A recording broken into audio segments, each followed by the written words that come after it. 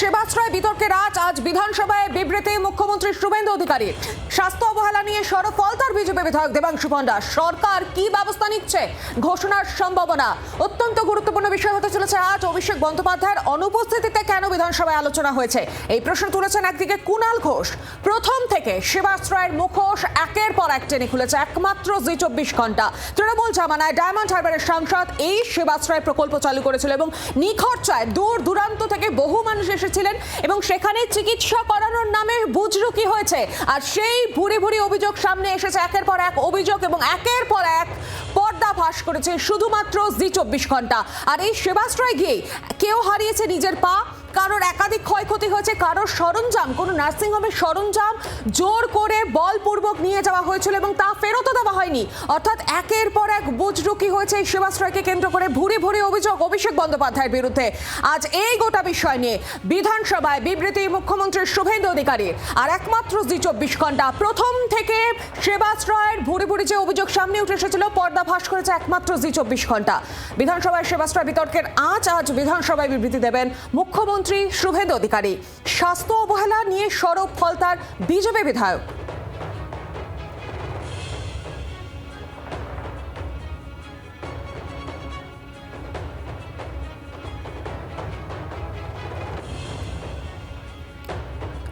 বিধানসভায় আজ সেবাশ্রয়ের দেখা যাবে, বিবৃতি দিতে চলেছেন মুখ্যমন্ত্রী শুভেন্দু অধিকারী। আর এই মুহূর্তে আমাদের সঙ্গে দুই প্রতিনিধি রয়েছে অয়ন শর্মা, এছাড়াও রয়েছেন অপর আরেক প্রতিনিধি নকিবউদ্দিন গাজী। আমি সবার আগে অয়নের কাছে চলে যাবো। অয়ন, আজ বিবৃতি দেবেন মুখ্যমন্ত্রী শুভেন্দু অধিকারী এবং স্বাস্থ্য দপ্তরের তরফ থেকে যে ফাইল আনা হচ্ছে সেখানে কি কি বিষয় উঠে আসছে?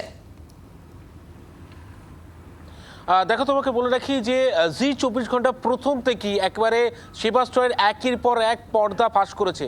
আমাদের খবরের পরিপ্রেক্ষিতেই অভিযোগ দায়ের হয়েছিল ডায়মন্ড হারবারের একাধিক থানায়, বিষ্ণুপুর থানায় অভিযোগ দায়ের হয়েছিল।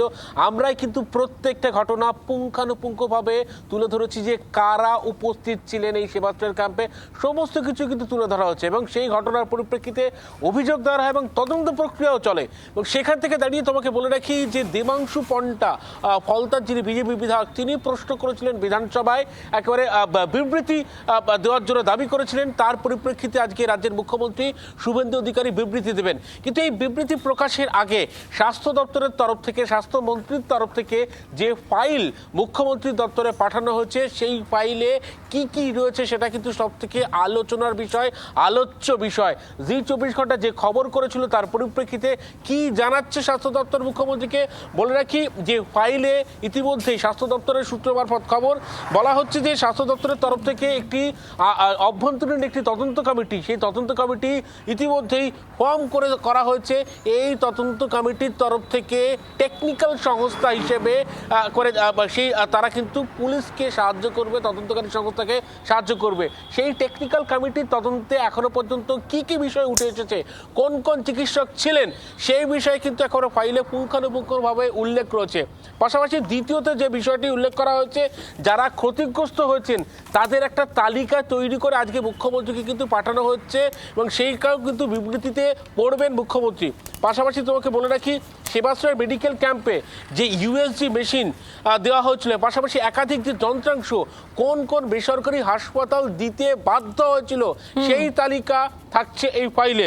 এবং তোমাকে বলে রাখি যে কারা কোঅর্ডিনেটর ছিলেন, কারা ডাক্তারি পড়ুয়াদের বিভিন্ন মেডিকেল কলেজে গিয়ে মগজ ধোলাই করেছিল, সেই সম্পর্কিত তথ্য কিন্তু আজকে বিধানসভায় প্রকাশ করতে পারেন রাজ্যের মুখ্যমন্ত্রী। সেই সংক্রান্ত তথ্য ইতিমধ্যে ফাইল বন্দি করে স্বাস্থ্য দপ্তরের তরফ থেকে মুখ্যমন্ত্রীকে পাঠিয়ে দেওয়া হয়েছে। একেবারে অয়ন, তুমি সঙ্গে থাকো। আর এই গোটা বিষয় নিয়ে মুখ্যমন্ত্রী শুভেন্দু অধিকারী আগে ঠিক কি বলেছিলেন শুনবো। 2200 বেড অ্যাড হয়েছে। হোমিওপ্যাথিক ডাক্তার না অভিযোগ এসেছে, আমি দেখেছি। এখানে এসপি আছেন, তিনি তদন্ত করবেন এবং জেলা শাসক বা স্বাস্থ্য দপ্তরের যা হেল্প নেওয়ার পুলিশ নেবে। ইটস এ ক্রাইম হলে দেখার জন্য ভারতীয় ন্যায় সংহিতাতে যা করা হবে। আমরা শুনলাম মুখ্যমন্ত্রী শুভেন্দু অধিকারীর আগের বক্তব্য। এবার আপনাদেরকে একটা ছবি দেখাবো যেটা মেডিকেল কলেজের আদলে তৈরি করা হয়েছিল। আর সেই ক্যাম্প তৈরি করানোর জন্য 24 লক্ষ টাকা ব্যয় করা হয়েছিল এবং সেই গোটা সরাতে হয়েছিল 24 লক্ষ টাকা, যেমনটা জানা যাচ্ছে এখনো পর্যন্ত। আর এই গোটা বিষয় নিয়ে আরো জানবো বিস্তারিতভাবে। আমাদের সঙ্গে রয়েছে আমাদের অপর আরেক প্রতিনিধি নকিবউদ্দিন গাজী। নকিব, কি জানা যাচ্ছে গোটা বিষয় নিয়ে?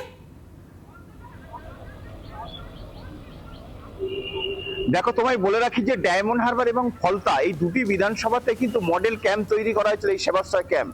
যে জায়গাটা আমি দাঁড়িয়ে আছি এখন, যেটা ছবিটা দেখতে পাচ্ছ ওটা ফলতার ছবি, এবং পাশাপাশি আমি তোমায় একটু দেখাবার চেষ্টা করব যে ডায়মন্ড হারবারের যে মডেলটা, যে সেবাশ্রয় ক্যাম্পটা তৈরি করা হয়েছিল, এখনো তার কাঠামো এখানে পড়ে আছে।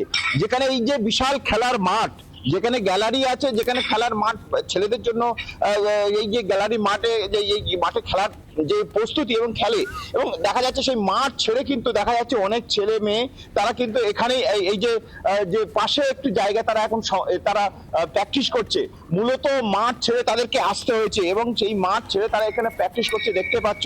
মূলত তাদের এই মাঠটা কিন্তু তাদের যে দখলে ছিল, তারা যে খেলার যে জায়গা, সেই খেলার জায়গা নেই।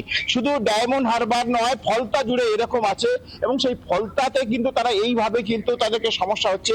এলাকার মানুষ চাইছে যে এই খেলার মাঠ তাদেরকে ফিরিয়ে দেওয়া হোক, এবং পাশাপাশি তুমি দেখতে পাচ্ছ বিশাল যে এখনো যে লোহার কাঠামো যে সরাসরি হয়েছিল ডায়মন্ড হারবার এসডিও মাঠে, সেই সেবাশ্রয় কিন্তু ক্যাম্প কিন্তু এখনো পর্যন্ত এখান থেকে সরানো হয়নি। ফলে বোঝা যাচ্ছে যারা প্র্যাকটিস করছে, সকাল থেকে এখানে প্র্যাকটিস করে, বা যারা মর্নিং ওয়াক করে, বা যারা ফুটবল খেলে, অ্যাথলেটিক যারা আছে, সেই অ্যাথলেটিকের যে ছাত্রছাত্রীরা যারা আছে, তারা কিন্তু এই মাঠের বাইরে তাদেরকে প্র্যাকটিস করতে হচ্ছে, যে জায়গাটা প্র্যাকটিস করার জায়গা নয়। ফলে বুঝতে পারছো তুমি যে এই যে সেবাশ্রয় নামে যে ক্যাম্পগুলো তৈরি করা হয়েছিল খেলার মাঠে, সেই খেলার মাঠে কিন্তু এখন পুরোপুরি এখন সেই কাঠামো পড়ে আছে। ফলে বোঝা যাচ্ছে যে এই কাঠামো কবে এই সরানো হবে, এবং এই সরাতে গেলে যথেষ্ট কিন্তু ব্যয়বাহুল্য। মূলত এই কাঠামো সরাতে গেলে ইতিমধ্যে 24 লক্ষ টাকা খরচ হবে বলে এমনটাই জানাচ্ছেন ফলতার বিধায়ক। পাশাপাশি এই টাকা কোথা থেকে আসবে, কে খরচ করবে, পাশাপাশি এই যে পরিকাঠামো তৈরি করেছিল, কে পারমিশন দিয়েছিল, কে পারমিশন নিয়েছিল, সব বিষয় কিন্তু এখন ধোঁয়াশা। ফলে কিন্তু যারা পারমিশন নিয়েছে, এটাকে আদৌ তারা লিখিতভাবে কোনো পারমিশন নেয়নি বলে প্রশাসনের কাছ থেকে এমনটা আমরা জানতে পারছি। ফলে প্রশাসন তারা ধরতে পারছে না যে কাকে ধরবে। ফলে এই যে বিশাল ট্যাক্সচার, এত টাকা খরচ করে কিভাবে এই মাঠ, তাদের খেলার মাঠ, তাদের খেলোয়াড়দের কাছ থেকে এই তাদের ফিরিয়ে দেবে, এটাই এখন প্রশ্নের চিহ্ন দেখা দিয়েছে। একেবারে নকিব, ধন্যবাদ তোমাকে। আর এই নিয়ে স্বাভাবিকভাবে রাজনৈতিক প্রতিক্রিয়া সামনে উঠে আসছে। কে কি বলছেন শোনাবো আপনাদের। মানে যেটা খেলার মাঠে, ফলতার সব থেকে বড় খেলার মাঠ যেখানে রয়েছে, সেটা খোলা যাবে না। স্যার, এই সেবাশ্রয় ক্যাম্প নিয়ে বলতে গেলে, এই আমাদের ফলতাতে মাটির নিচ থেকে সেবাশ্রয় ক্যাম্পের ওষুধ পাওয়া যাচ্ছে। সংক্ষেপে, মাটির নিচ থেকে সেবাশ্রয় ক্যাম্পের ওষুধ পাওয়া যাচ্ছে। স্যার, এখানে যত নার্সিংহোম রয়েছে তাদের ফোর্স সৃষ্টি করে কারুর কাছে ইসিজি মেশিন, কারুর কাছ থেকে স্যার এক্স রে মেশিন সমস্ত কি নিয়ে যাওয়া হয়েছে। সেখান থেকে সব জায়গা থেকে সব এগুলো পুলিশ তদন্তের স্বার্থে সিজ করে নিয়ে যাচ্ছে। এখন স্বাস্থ্য পরিষেবা পুরো ভেঙে পড়েছে। তো স্বাস্থ্য পরিষেবা যুক্ত, যেখানে স্যার স্বাস্থ্য করতে গিয়ে কয়েকজন বিকলাঙ্গও হয়ে গেছে, এবং যে ওষুধগুলো চিকিৎসা করা হয়েছিল সেগুলো মাটির নিচে পড়ে গর্ত খুলে পুঁতে দেওয়া হয়েছে।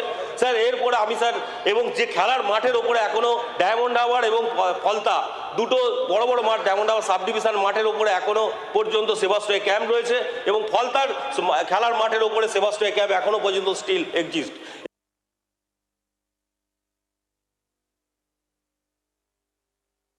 সেই মর্যাদা অবশ্যই তাকে দেবে। তিনি রেকর্ড ভোটে জিতেছেন, কিভাবে জিতেছেন সেটাও মানুষের জানা, এবং এবারে বিধানসভার ফলাফল কী হয়েছে সেটাও মানুষের জানা। এই মুহূর্তে তিনি একবার মানুষের পাশে দাঁড়াতে গিয়েছিলেন, সঙ্গে ক্রিকেট খেলার হেলমেট নিয়ে, এবং পরে জানা গিয়েছিল যার জন্য গিয়েছেন তার পরিবারের লোকেরাই বলছে সে নেশাগ্রস্ত, ড্রাগিস্ট, এবং সেই জন্যই মারা গেছেন। চিকিৎসকরাও তাই বলেছেন, তো সেটা জানা গেছে। এখন ওনার কে নিয়ে যত বেশি চর্চা করা হবে, এতে মানুষ এত ক্ষিপ্ত হয়ে যাবে। বিজেপির লোকেরা যা বলছে, এরা তো টার্গেট করছে ধরা যাক অভিষেক বন্দ্যোপাধ্যায়কে। আরে বিধানসভার তো বা সংসদীয় গণতন্ত্রের একটা রীতিনীতি আছে। যে ব্যক্তি এখানকার সদস্য নন, যিনি আত্মপক্ষ সমর্থনের কোনো সুযোগ পাবেন না, তাকে এভাবে টার্গেট করা যায় না। বাংলার আওয়াজ, বাঙালির আবেগ, জি 24 ঘন্টা।